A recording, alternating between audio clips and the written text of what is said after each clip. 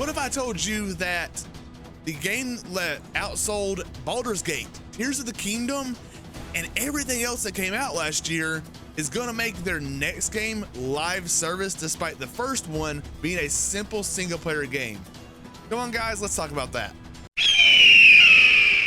Welcome back to the channel, all you loser degens. If it's your first time here, you are now a loser and a degen. My name is Kelso, and I will be talking about today is Hogwarts Legacy and why that now WB seems to now be shifting away from doing any single player games and everything is going to be live service.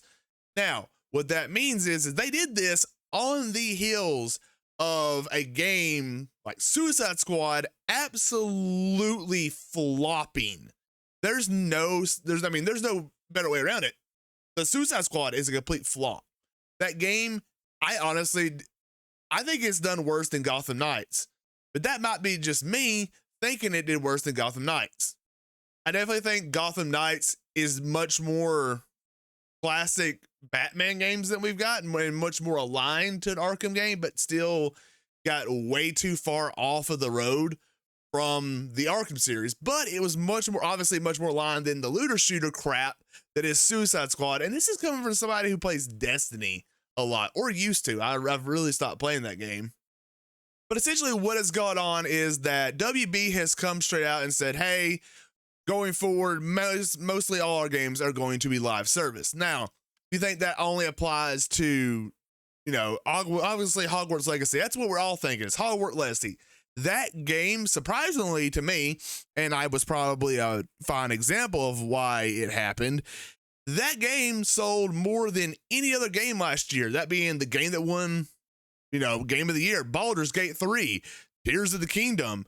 I do think it's funny that it was the top selling game of the year. However, it didn't get nominated for Game of the Year, but that's mainly because I truly think, I know that's why I bought it, is that the game got a lot of press for all the mad little children who were mad about J.K. Rowling's. You the one who writes that? Why do I feel like that name is wrong? No, I'm right. I guess I'm getting her confused with Tolkien. Anyway, so she has some very, beliefs that are her right to believe as a human being. I'm not going to say whether, I align with her or not, but I will always here on the channel respect somebody's, ability to view something their way. That's her opinion. And the truth of it is, she has not had anything to do with Harry Potter in a very long time. This game has absolutely no, there's not a communication between this dev team and J.K. Rowling. There's just not. And to say like, oh, well, we're going to line her pockets. Yeah, well, you're making that tweet that, oh, I want to line the pockets of the bigot. Yeah, you made that tweet from your cell phone that was made by some kid in a sweatshop in China. So like, maybe stop your virtue signaling bullshit and just move on. Play the game. If you don't like her, just detach the author from the art. That's not an uncommon thing we have to do nowadays. We have to do that with a lot of stuff. Hell, have you watched the fucking Hollywood movies nowadays? Half of it I have to detach it because I've heard these people on Twitter and on Facebook and on interviews, and they're fucking idiots. So yes, I have to detach from that as well. But with that, people got very upset about it. And I'll be honest, there was a lot of people who were like, oh yes, I will buy this game just to piss people off. I bought 2 copies. I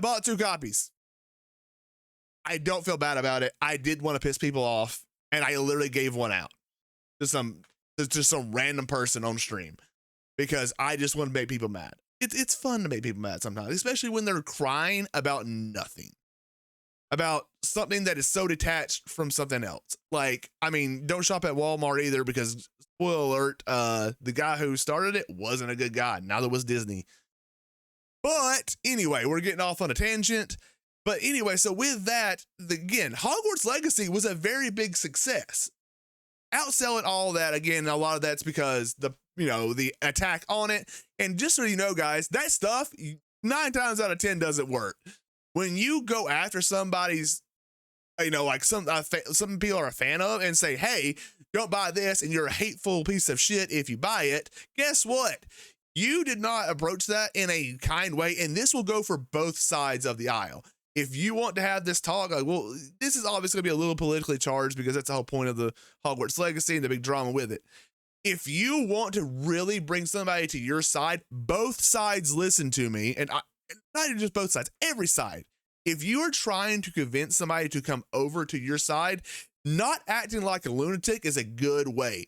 And regardless of what you say, we obviously I'm very much in the middle, and I understand that. Oh, he's a libertarian, and yeah, blah blah blah blah blah blah blah. I don't care.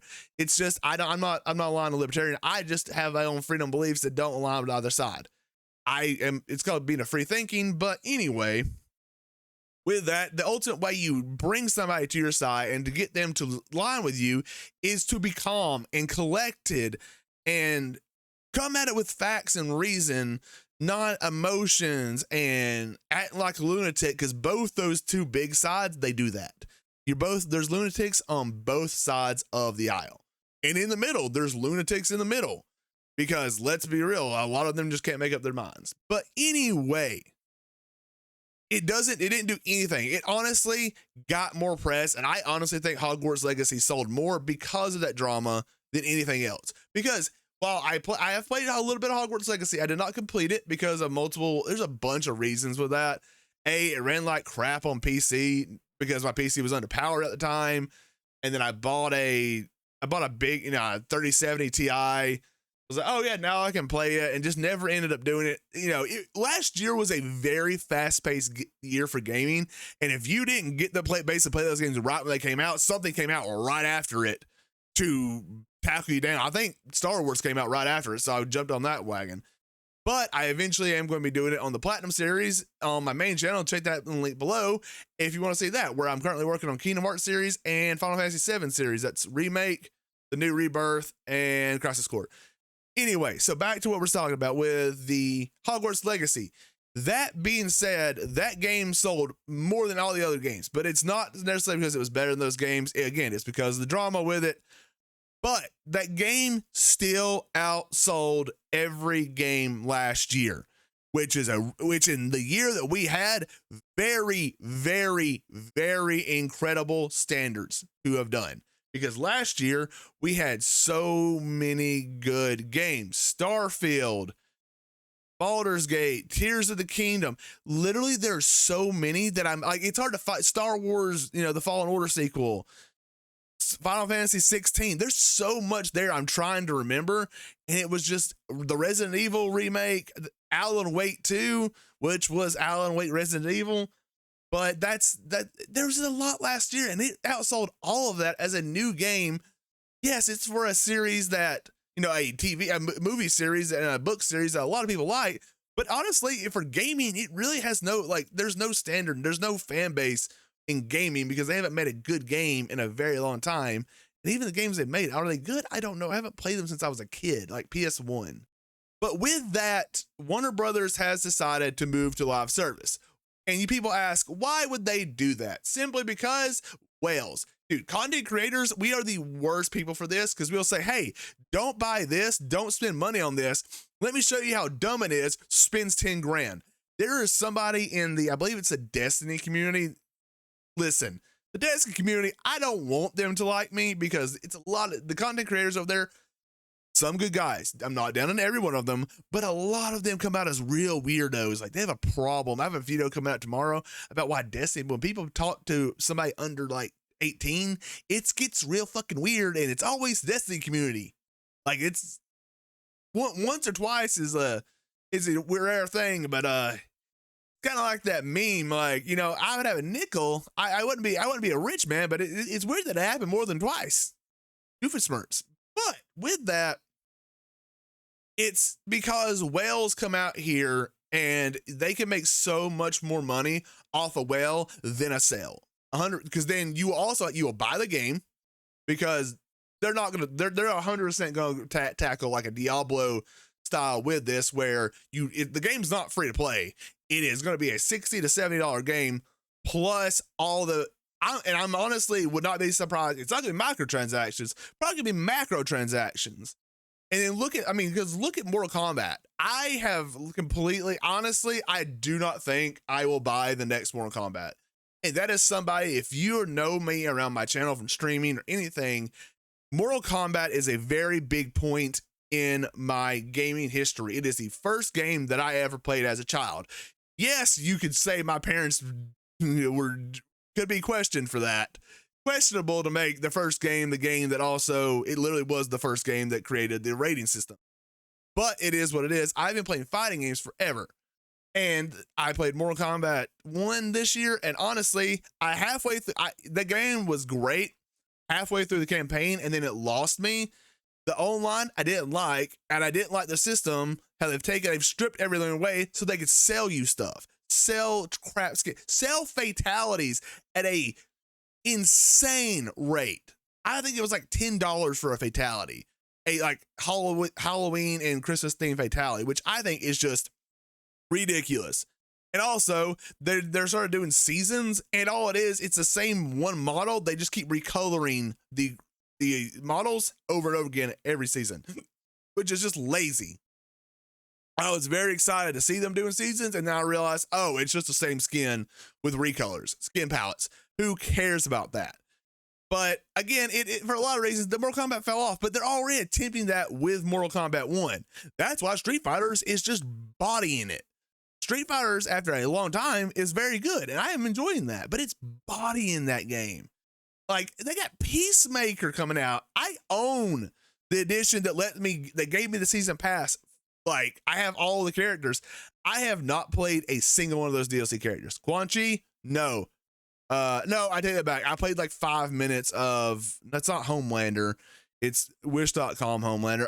Omni-Man, because I hated Omni-Man. He was boring as shit. Yes, was very much like he was in the comics. However, it's still boring as shit. But now you get John Cena, because it is Peacemaker, voiced by John Cena. Unlike Homelander, will not be voiced by the guy who voices Homelander.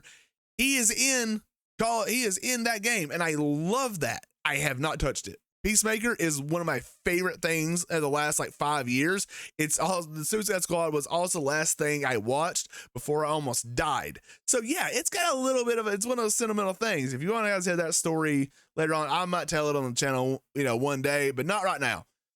But with that, they are trying to do everything. And the thing is live service is going to eat at us, and it's going to kill what we enjoy as gaming. And that's why these companies like Square Enix, Square Enix can be a little dodgy. They can be just as dodgy as the best of them. Like their weird thing with NFTs is incredible, but we've got to buy these games that are single player so we can bump them up. And honestly, here's the truth of it. PlayStation, I know people are like, I try not to stay with the console wars, because honestly, I wish everything was on PC. I don't want to own consoles. But the number one I respect, and yeah, Nintendo's out there, but I have a lot of complaints with Nintendo. Nintendo exists for niche Nintendo players. It's not for me. I do own a lot of their stuff, and I think it's fun, but I haven't owned a Nintendo console outside of like the DSs and Game Boys. I owned a 64, and now I own a Switch. Nothing in between. I went my whole life without those, and could probably go the whole life without those, except Pokemon. But I mean, if they're gonna put out the quality of Scarlet and Violet, I can use Pokemon. But with that, PlayStation, as much as I don't want to lean into the console wars. PlayStation is the leader in single player, no microtransaction games. Ghost of Tsushima, The Last of Us series, regardless of what you think of 2. I don't really like 2. I need to play that. I'm going to be doing that in a Platinum series eventually, but it's there. It's still one of the biggest games that ever series to come out, and it's single player with no microtransactions. So again, Ghost of Tsushima, Last of Us, God of War series, the Horizon series. I mean, hell, Helldivers. They made a live service that wasn't awful. They're the only one of the ones that I know outside of Halo who make game passes that are battle passes that do not expire. Yeah. And Helldivers is currently beating almost, I think, is it officially it might be officially be the biggest Steam release that's ever come out for concurrent players. I know it beat Destiny's peak, GTA 5's peak on this is on Steam, but all those games is like, our audience is there. You just have to buy these games. Don't, and what I'm saying is, don't be that person who's like, oh yeah, it's a single player game, I'm not going to get my money's worth out of it, I'm going to wait till it goes on sale. Fun fact, when you do that, that's why live service appears, because they can get that money from you at any time. And I honestly think that part of that attitude is why we deal with so much live service. Outside of obviously people, and honestly, I am a whale. I will admit, I have been a whale in my life. I got into Fortnite, I immediately bought like 4 skins. I got John Cena, I got Goku Black, a fish, and John Wick. I have spent, and I will openly admit this, I've spent thousands of dollars across multiple League accounts. I own the Dragon skin set in Valorant, and I will bitch to the cows come home about Valorant.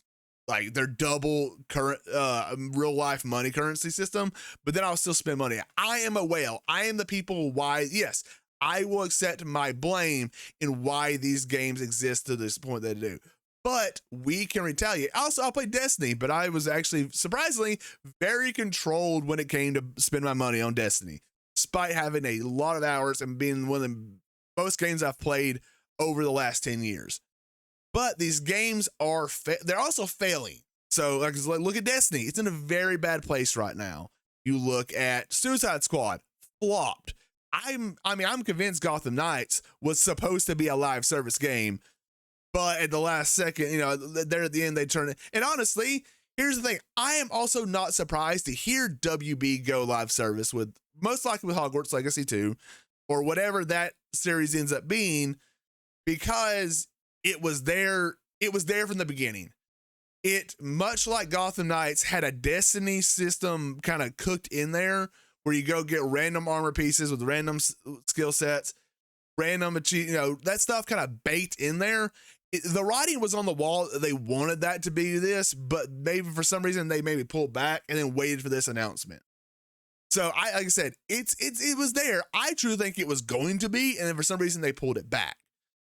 But it's a good game, but I don't want all of our games to be live service, because they're honestly, I'm pulling back from that.